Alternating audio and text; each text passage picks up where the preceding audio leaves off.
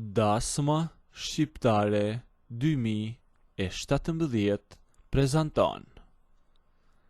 Jam një burr 60 vjeç dhe gjithë jetën time kam bërë të njëjtën punë. Puna ime fillon në mëngjes kur unë ndes traktorin tim dhe drejtohem për në pyll. Është një punë e thjeshtë për ta shpjeguar, por shumë e vështirë për ta bërë. Pres lisat e mëdhenj, i çaj me sepat dhe i bëj gati për zjarr, e pastaj zbres në qytet për t'i shitur. Është një punë që kërkon shumë lodhje, e të mban në lëvizje më shumë se ç'duhet. E gjatë gjithë këtyre viteve kam krijuar dhe klientët e mi. E klientët më të rregull që kisha ishin pronarët e një furre buke. Për shkak se ata punonin pa pushim gjatë gjithë ditës, kishin nevojë për sasi të mëdha drush për t'i mbajtur furrat e ndezura. E në këtë furrë punonte një grua rreth 40 vjeçe. Ajo ishte shitësja kryesore dhe qëndronte gjithmonë tek banaku në pjesën e përparme të lokalit, aty ku vinin njerëzit për të blerë. Ishte një grua tepër e shkathet, nuk i shpëtonte asgjë dhe ishte mësuar t'ju kthente përgjigje që të gjithëve ashtu siç e meritonin, e s'ju përtonte fare. Për javë të tëra, raporti jon ishte i ftohtë, thjesht një përshëndetje. Unë parkoja traktorin prapa furrës, i shkarkoja drut, e merrja pagesën nga pronarët dhe kaq. Por kisha një zakon që para se të ikja, kthehesha nga dera e përparme e dyqanit për të ngrënë një byrek. Aty nisi gjithçka mes nesh. E që në atë kohë nuk kishte asnjë ndjenjë dashurie, apo asnjë pëlqem, apo as edhe një simpati. Gjithçka ishte një lojë shumë e fortë provokimesh, por kishte edhe inat brenda. Por fatmirësisht, në fund, përfundoi siç doja unë. Një ditë teksa po paguaja tek banaku, vendosa t'i flas. Përse me jep gjithmonë byrekun e ftohtë, i thash asaj. Siç duket, ato byreket e ngrohtë i ruan vetëm për djemtë e rinj që të vinë e të sillen rrotull gjithë ditën, i thash asaj. Ajo as që vriste mendjen fare për fjalët e mia. Buzëqeshi e u mbështet mbi njërin krah tek banaku dhe ma ktheu menjëherë. Një burr si ti që e mban veten për të fortë e që çan dru gjithë ditën me sepat, nuk duhet të ankohet për një burek, tha ajo, apo ndoshta të kanë lënë fuqit me kalimin e kohës dhe po e kërkon ushqimin pak më të butë për ta përtypur, me tha ajo. Ma nguli keq fare. Mua nuk më lën fuqit kurrë, ju përgjigja unë. Nëse e keni dyshim, mund të ta tregoj shumë mirë se sa energji kam. Por jemi në mes të ditës dhe e ke dyqanin plot, i thash asaj. Fjalë të mëdha po thua, ma ktheu ajo. Të gjithë burrat kështu flasin, bëjnë si të zot nga larg, por e vërteta është që sa herë dalin pronarët nga dera e furrës, ti nxiton që të ikesh ma traktorin tënd të vjetër sa më shpejt që mundej, e të mos mbetesh vetëm me mua, më tha ajo. S'kisha çfarë t'i ktheja, e dija që s'mund ta nxirrja më nga ajo. Thjesht u largova, por kjo bisedë hapi një rrugë të re mes nesh. Ditët që pasuan, sa herë që shkoja për të dërguar drut, ne gjenim një arsye për të bërë bisedat e tilla. Ajo kishte shumë e qeftë të më sfidonte. Pa, thotë ajo, prap i lodhur pas ke ardhur sot. Nuk jam i lodhur, i thash unë, thjesht po pres të shoh kur do të mbetesh pa fjalë. Unë nuk mbetem kur pa fjalë, tha ajo, sidomos me njerëz që din vetëm të kenë fjalë e të bëjnë zhurmë me traktor e pa vepra. Drut e tua mund të mbajnë ngrohtë këtë furrë, por unë dyshoj se ti je, po aq i Zoti, kur nuk e ke sepatin e dorë. E ke shumë gabim, ja ktheva. Unë e bëj punën time me dhe pa sepat, dhe e çoj punën deri në fund, e nuk jam si ata që ti shikon çdo ditë këtej nga qyteti. Miqtë e mi, dialogjet e tilla e të nxehta vazhduan derisa erdhi një pasdite ku lojrat e fjalëve nuk më desheshin më. Isha duke mbyllur rimorkun prapafurrës.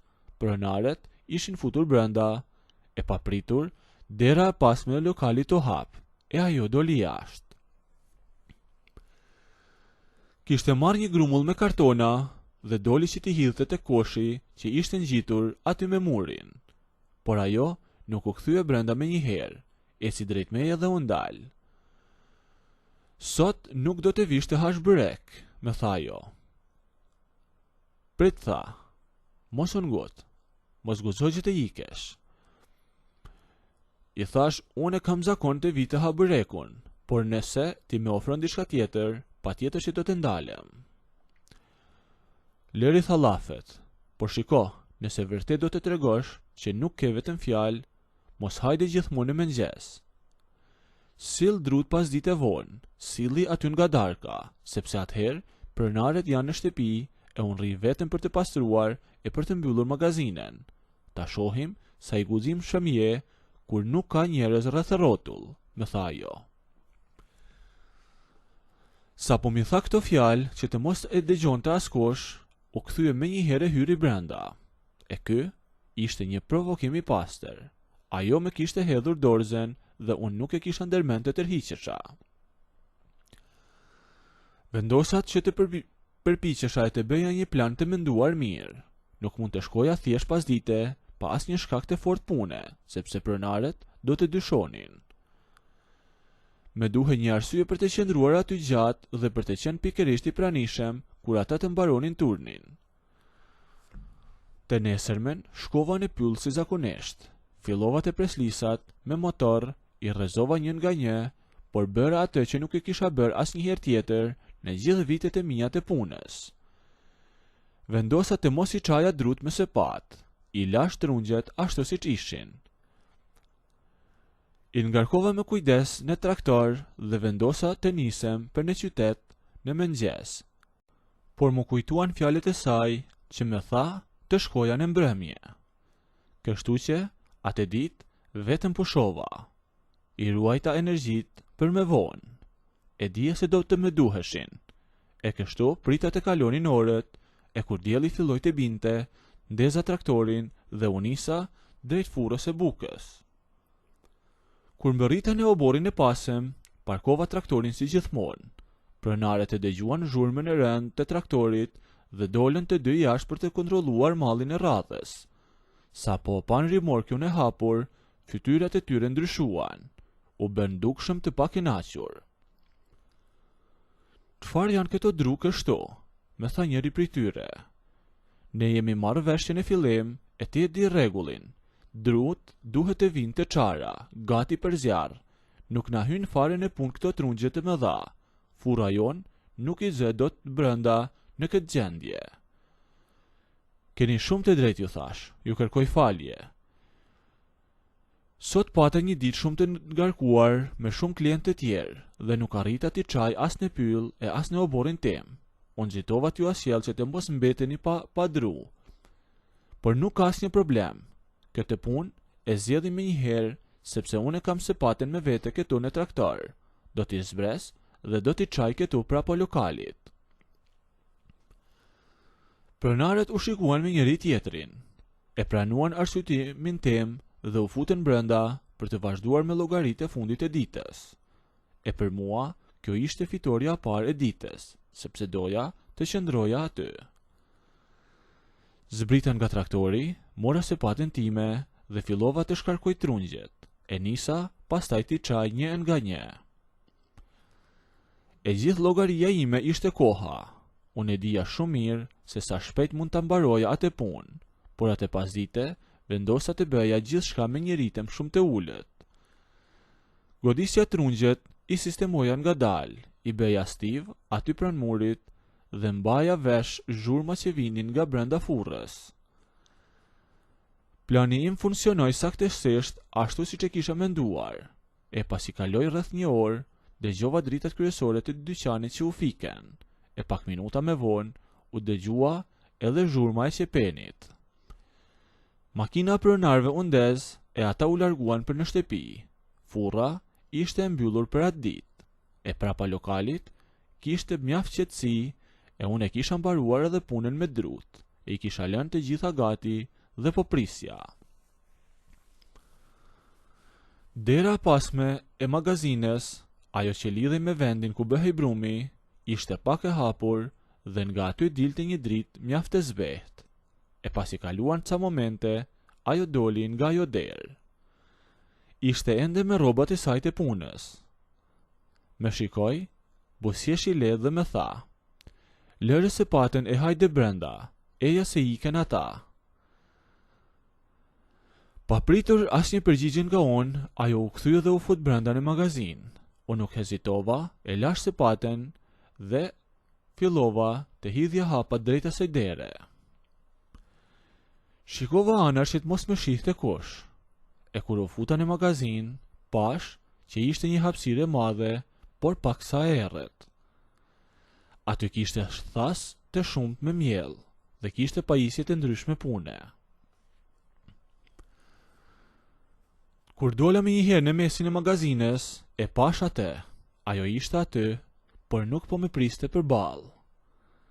Ajo kishte pozicionuar veten krejtësisht ndryshe nga çdo fjalë arrogante që kishte thënë gjatë ditës. Po me priste tërësisht e kthyer me shpinë nga unë, po qëndronte në këmbë dhe ishte mbështetur para, duke u mbajtur me të dyja duart fort mbi disa paleta druri që ishin të stivuara njëra mbi tjetrën. Unë nuk nxora asnjë fjalë nga goja. Eca nga dalë drejt saj, e shkova direkt nga mbrapa saj. Pa kërkuar leje, u përkula lehtë dhe e putha direkt në qafë. Trupi saj qëndroi I palëvizur, por sa po e ndjeu puthjen, ajo solli vetëm kokën anash dhe unë nuk u tërhoqa, por ju ofrova plotësisht trupit e saj e aty I putha buzët.